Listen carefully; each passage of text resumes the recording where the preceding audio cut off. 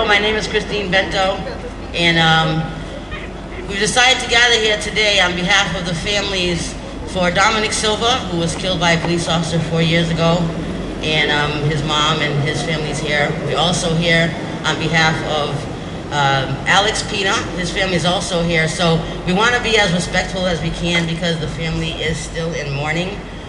We are standing here today for justice when it comes to the investigation process, right? We all know that we have a national issue going on with the police. That's not a secret. But we are here, Pawtucket is very specific, right? We have issues going on here that a lot of cover-ups happen. That's not a secret. I'm not afraid to say it, and none of you should be afraid to say it either, right? That's what we got to put a stop to, because when a family member loses somebody, that's already traumatic all by itself, right? We do not need the police department and its process to further prolong the mourning or lack of closure for some of these families. Do we agree? Yes. So I don't understand why it took over 4 years for Dominic's family to get a police report, right?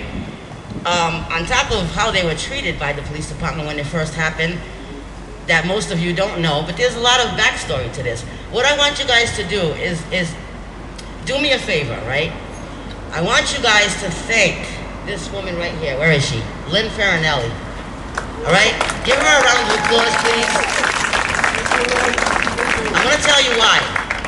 Because this department retaliates against people. Our community is afraid to stand up against the police department, right? But we have allies. We have people, white people, black, we have people from all walks of life that has our back. We need to stand up for ourselves too, though, right? She is becoming a target of the Pawtucket Police Department because she demanded for the police report to be given to Dominic's family. She went to the AG's office, and the AG's office had to demand for the Pawtucket Police Department to release over 200 pages of a police report. All right, she works with Rhode Island Accountability. We have Dimitri, right? Raise your hand, Dimitri. They're the team that work together to do the behind the scenes work. So they understand that there's a fight going on here in Pawtucket, and actually they're Rhode Island Accountability, so they're all over the place. But when it comes to Pawtucket, they understand that the retaliation from this police department is real.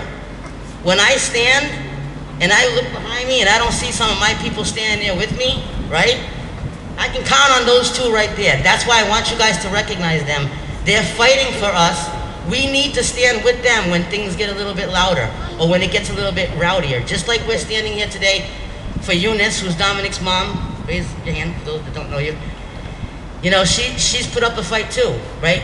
We know what we've done behind the scenes to make this happen. So finally, she's gonna get some closure.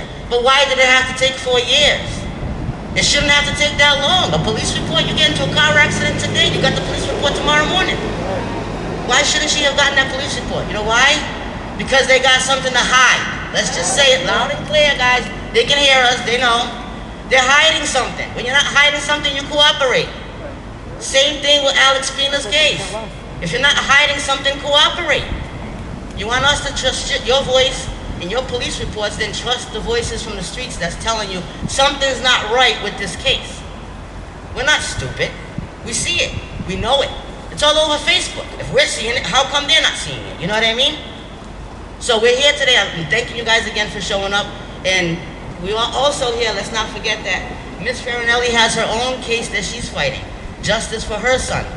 Because during her son's death, the police department played with her. Not only did they just let her mourn her son's death, they talked to her like crap. And I'm telling you that because I heard the recordings of how the police spoke to her after her son's death.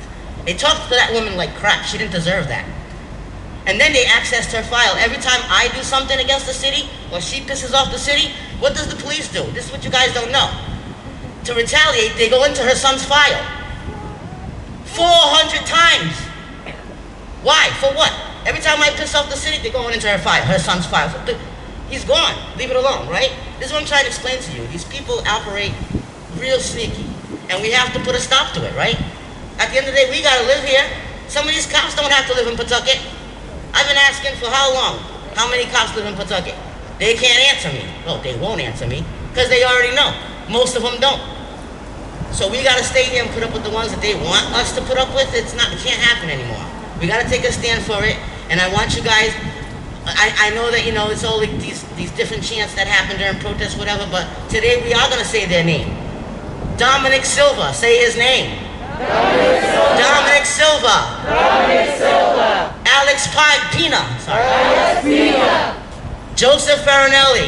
Joseph Farinelli. That's what we're standing here for today. And I'm sure there's other people in the community, right, that probably left out, but we're not here because someone got shot or killed. We're here because of the processes here in Pawtucket, the investigations that happen, all crooked, and the cover-ups that happen. So we want people to understand, this is a little bit of a different stand than what's going on nationwide. We're fighting a bigger battle here, guys. We got some crooked people on this force, and we gotta get them out. And like they say, oh, it's not all cops. Yeah, we know it's not all cops. We understand that. You know what? I want you guys to understand, for those of you who don't know who I am, I call them out by name. I don't say it's the entire police department. I call them out by name. As a matter of fact, I'm going to take the opportunity to say that the problem comes from the top. We got an officer from the top, the FOP president, Officer Bano, who comes from East Providence. He is the problem here, and I'm telling you guys right now, he can hear me. They know I've been saying it. I'm very loud about what I have to say. He's the problem. And when you have an FOP president who's the one that's going to discipline other officers for what they do, and he sides with them and doesn't give them any consequence, you're getting the whole department bad. Because the one on top decides he wants to be crooked, right?